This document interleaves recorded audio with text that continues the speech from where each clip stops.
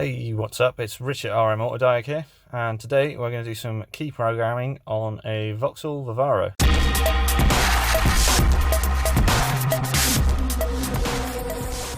When I first come out to look at this key, it's on a Vauxhall Vivaro 2006.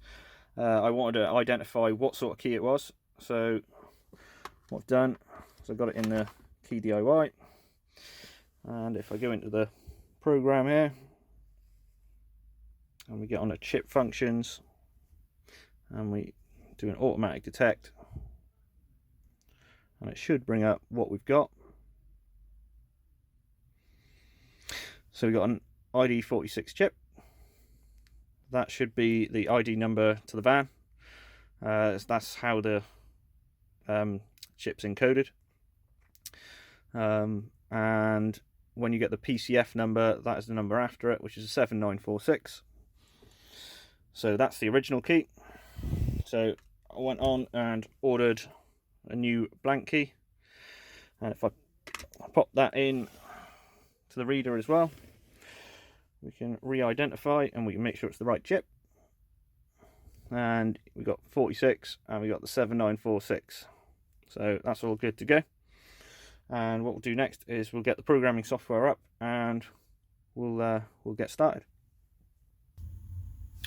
Okay, we've got the key programming software up and running. We're just going to select that it's a Vivaro down here. It's got it selected, got a little picture there. We'll select the vehicle, let it connect and do its thing. It should come up with what keys are connected to the car, which it does. So we've got 2 keys programmed to the car. We only have one, we don't know where the other one is. If you notice, when we checked the original key, we would have seen one of these numbers on the coding. I'll put a picture of it somewhere. And one of these keys is obviously missing. We've got the pin code off the van, and we want to start programming. So we want to switch the ignition off. Pin accepted. Cycle up to 4 keys in the ignition, leaving on each time for approximately 3 seconds. Click OK when finished. So we'll put the original key in. 1, 2, 3. What I'm going to do is, because the key's not cut yet with the blade, I'm just going to swap the insides out a minute.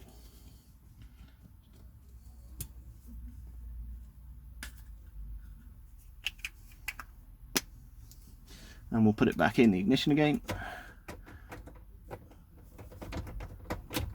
And ignition on for 1, 2, 3. Then we're going to click OK. OK. Procedure successful. Wait 2 minutes before trying the new key. So, OK. Okay, we've waited a couple of minutes and it's all programmed in.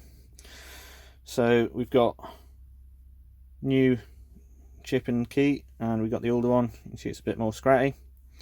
So if I put the new one into the key holder here and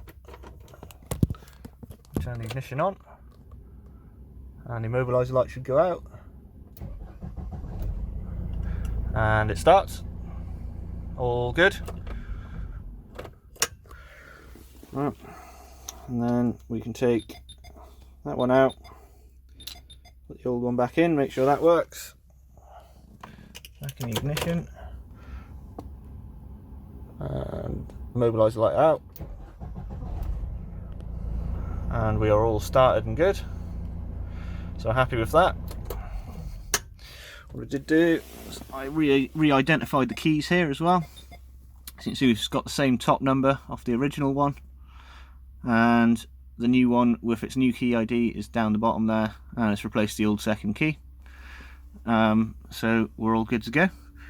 So that's 2 new keys, well, 1 new key done, and all we need to do is get a blade cut and we're away.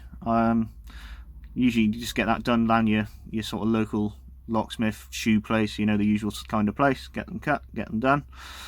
So yeah, 2 keys done, and we're all happy to go again. Thanks for watching. Hopefully you enjoyed the video, and don't forget to drop a like, make any comments you like down the bottom there, and subscribe. And hopefully I could do some more immobilizer sort of key videos for you in the future. Maybe do some croning with the keydiy there as well.